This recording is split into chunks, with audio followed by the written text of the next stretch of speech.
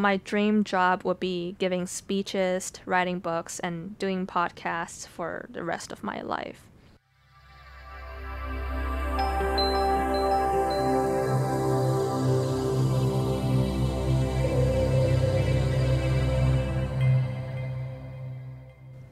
Welcome back to MidnightO2 Season 2, Episode 9. This is your host, Amy. How was your day? Okay, I know, I always started with this question.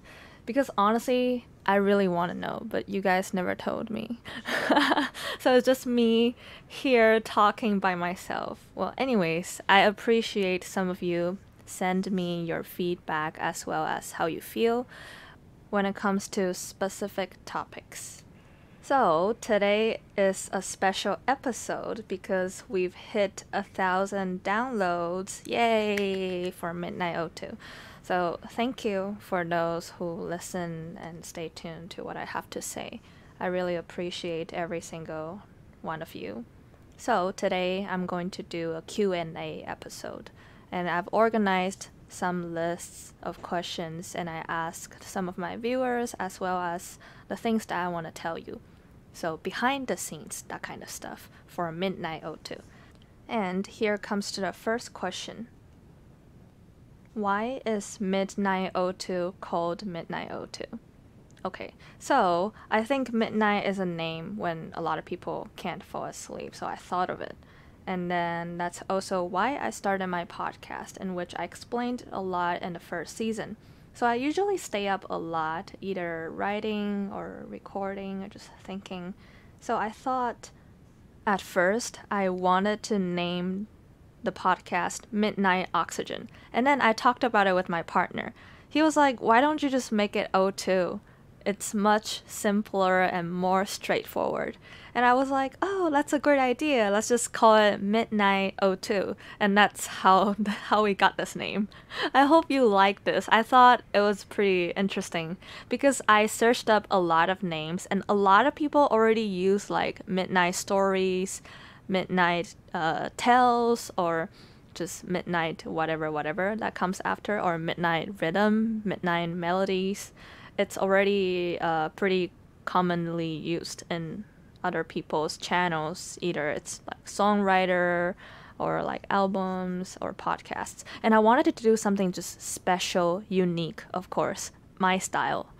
And then I found out that nobody named their podcast MidnightO2. And I was like, that's a perfect name. Okay, that was a long answer for the question. Okay, number 2. How long does it take for you to record and to edit? So my answer is it depends. So you've noticed my season 1 podcast was much shorter, and each episode in season 1 was about like 15 minutes. So season 2 includes longer episodes with new editing style. If you haven't noticed, I put one short audio clip in the very beginning of everything, so you would know what we're going into. So I wanted to make a difference and make a change in season 2, and maybe later on. I'm still trying to figuring out everything, and sometimes I spend 15 minutes writing down main points before recording, but I don't read from scripts. It's easier for me to just talk and have them in my brain, so I don't have anything in front of me while I'm recording. And sometimes the recording could take up to 4 hours, including editing, when it comes to an episode with a guest. So every guest is different. They will have different stories that they want to tell, and sometimes I don't want to cut a guest off, but then I would remind them that the length and the style and the theme that I want for the episode. So it does depend on the guest and his or her speaking style. Okay, number 3. Is writing, podcasting your full-time job? So no, not for now. So I'm also a designer and a digital media strategist. I've worked as a freelance designer for 2 years now, but I know deep down in my heart it's different from writing. Writing is like a mission to me. It's like a calling. It's pretty different from design. I love art, you know. I was an art student. So writing is just something I can't live without.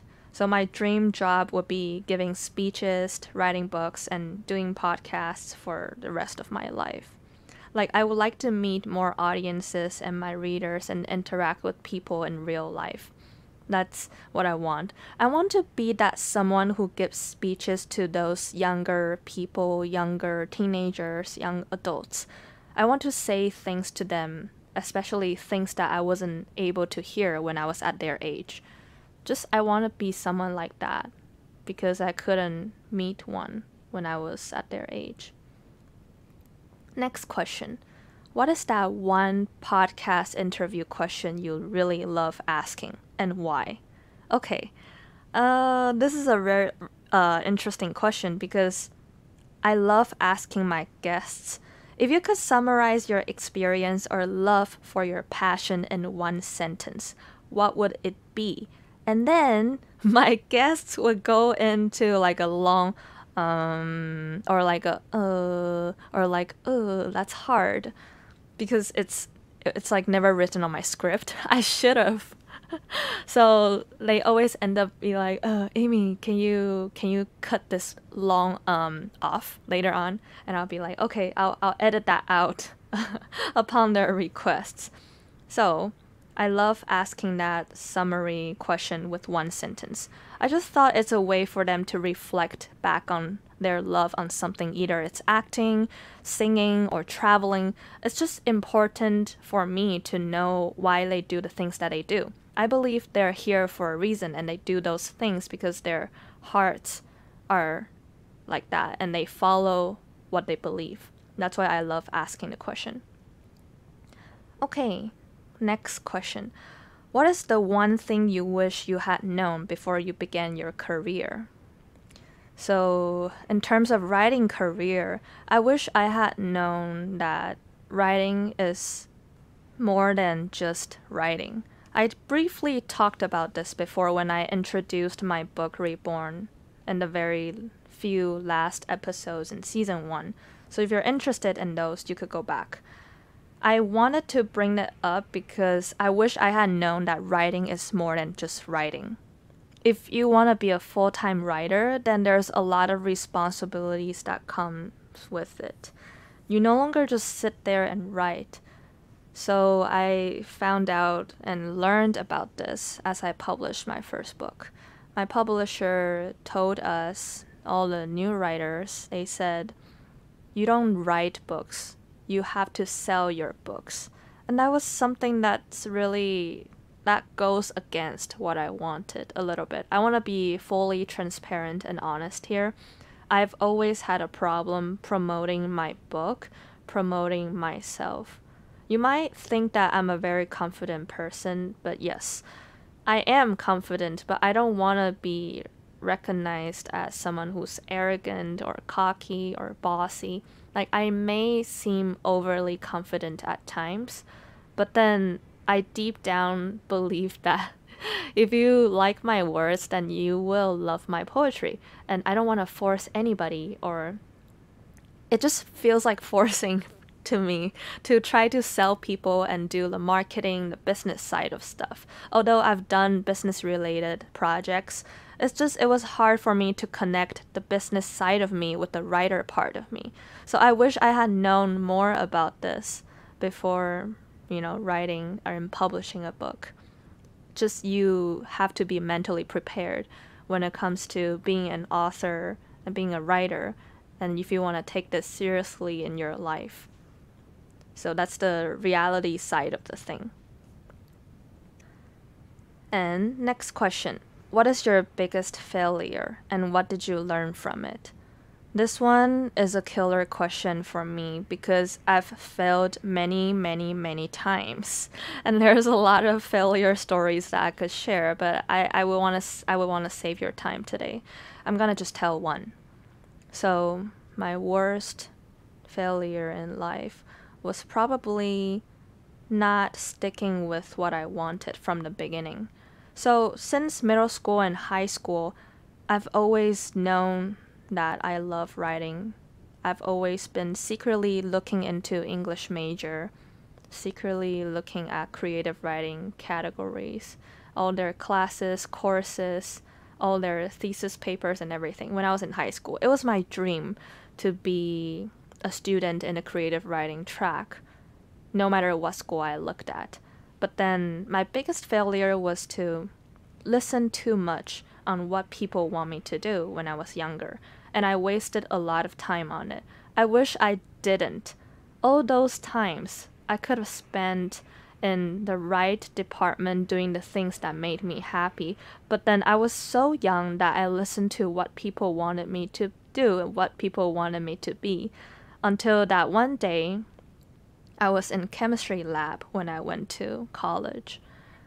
They asked me, if you like writing, then why are you in chemistry class? Why are you here?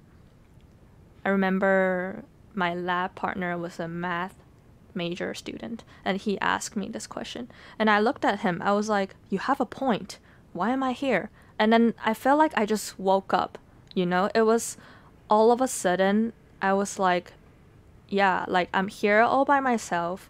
I can make decisions for my life. For those, if you're my American audience, you probably don't understand how this works, but it's hard being an Asian and doing things that are outside of laws, medicine, engineering. That's why in the beginning of I have to mention this quote again.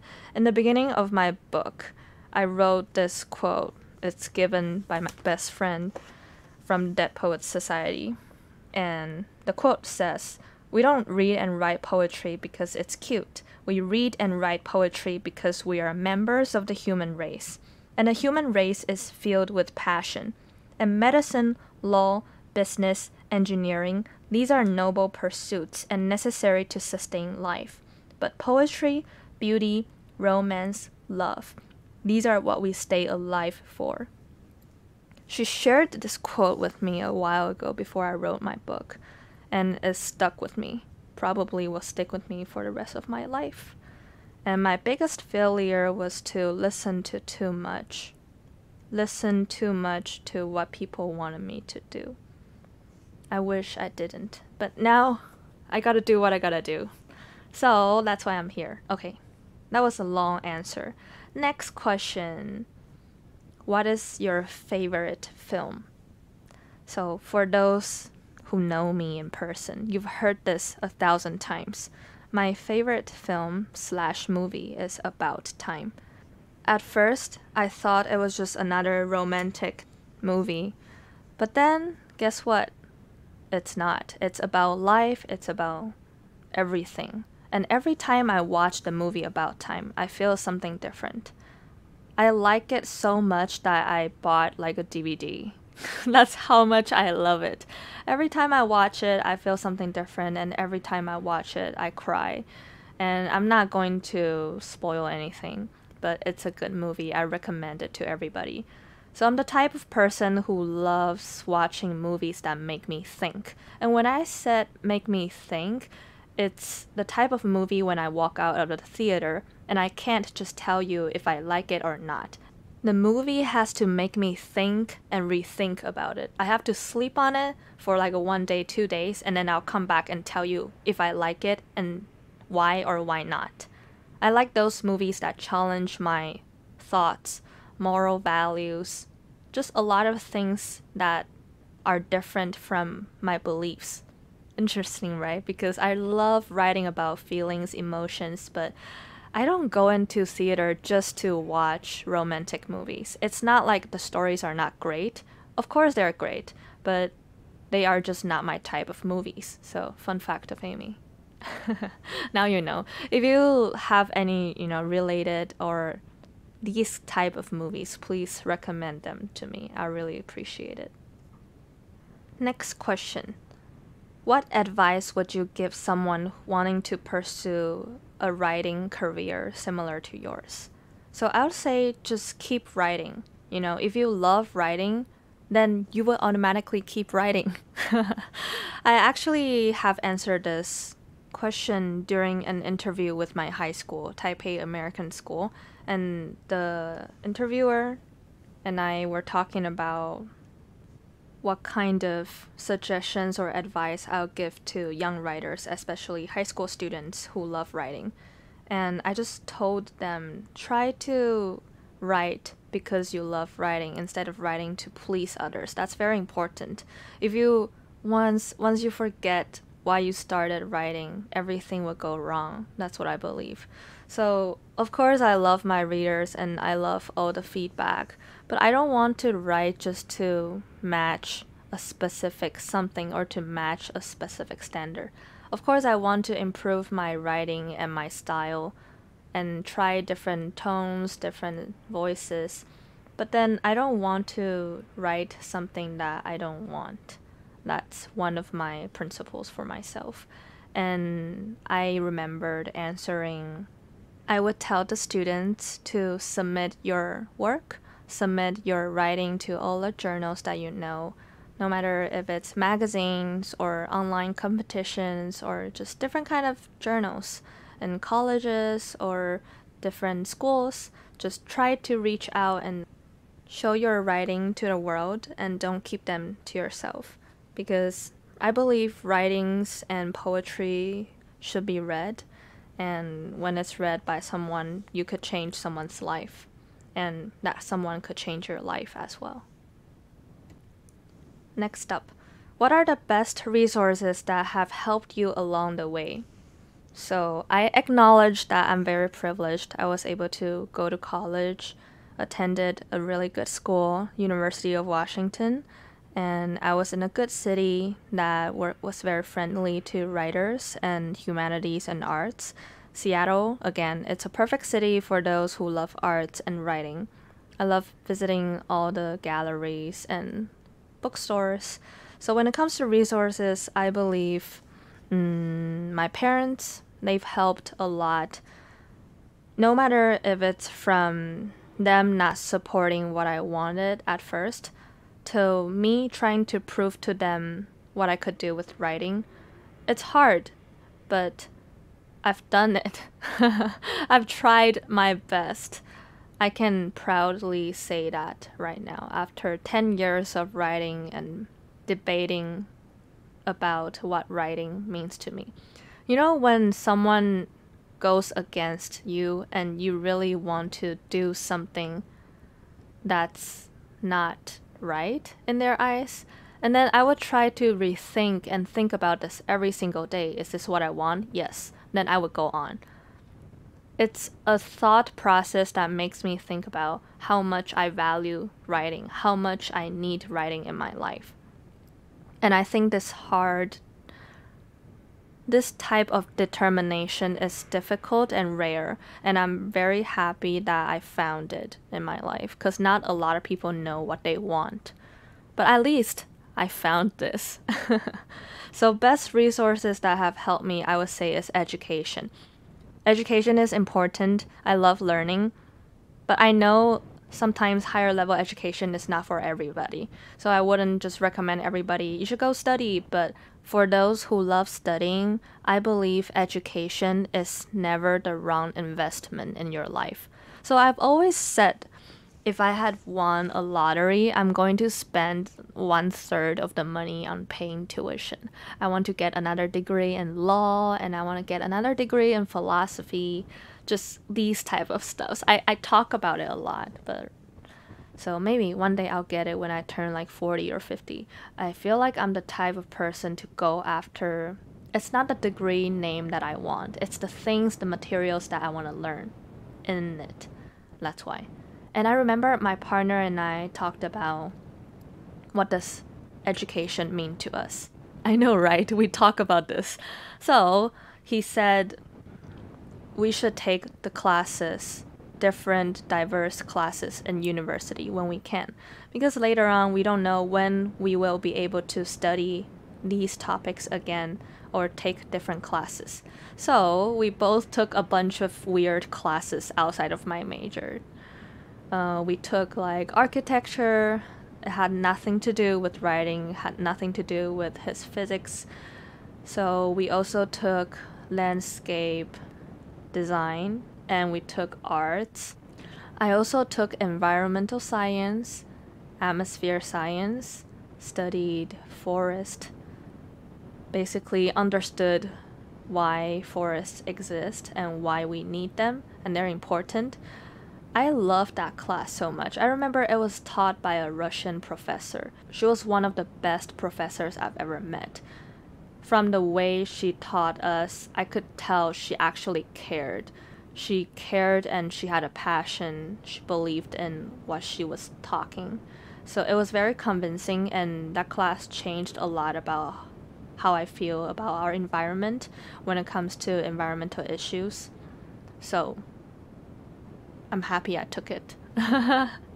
For those who are listening, if you love learning, please take different classes outside of your major, and they will change your perspectives. And actually, I love people challenging my perspective and my beliefs. That's just who I am. Okay, next question. Who are the 3 people who have been the most influential to you? Okay, that's a very hard question, but I have met a lot of great people in my life. The first one I like to talk about is one of my teacher slash friend I've met in high school, and I've dedicated a poem to her in my book. The name of the poem is called My Angel Hero. So if you're interested, you could look it up. And she changed my life because she told me, don't be your biggest She told me, don't be your biggest enemy, Amy. And that one line stuck with me for the rest of my life. Every time I try to attack myself, try to hurt myself emotionally, I would think of her and I remember this. And I try to be a responsible adult for my own feelings, actions, and everything. So she changed everything. And second person is probably my partner. Before I met my partner, I had a different thought on marriage, family, and love. But she taught me how to be loved and how to love someone. He taught me just a lot of different lessons about love and about giving, especially treating people and be kind. I feel like I became a better person because of my partner. Oh, this sounds very cheesy, but it's true though. As a human being, I feel like I'm better because I've met him, and he taught me a lot when it comes to understanding and be mature at treating different people.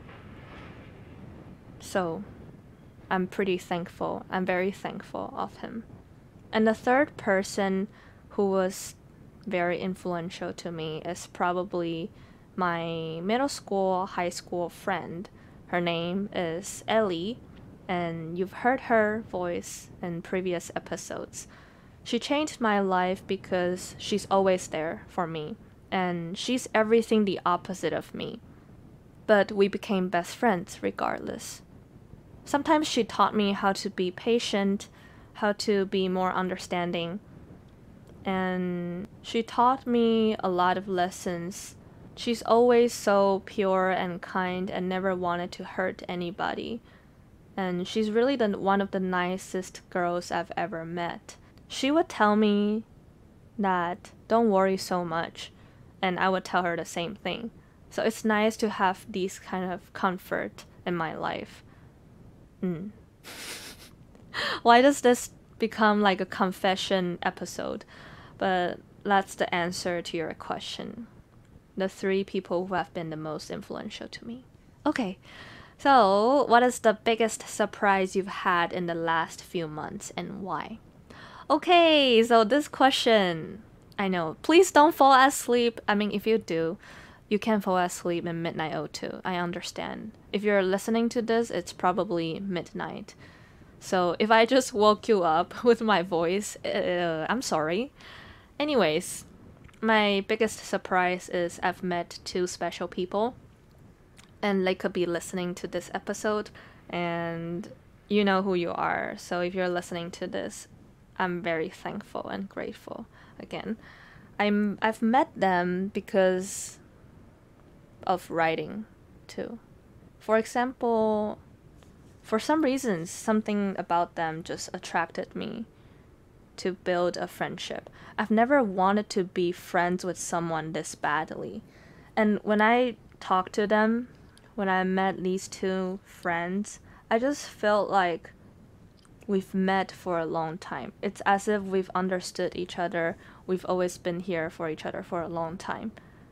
I used to not believe in this kind of saying, but then meeting them has changed my life and changed how I feel about friendships and the value in friendship. It made me question if I had never made a good friend before.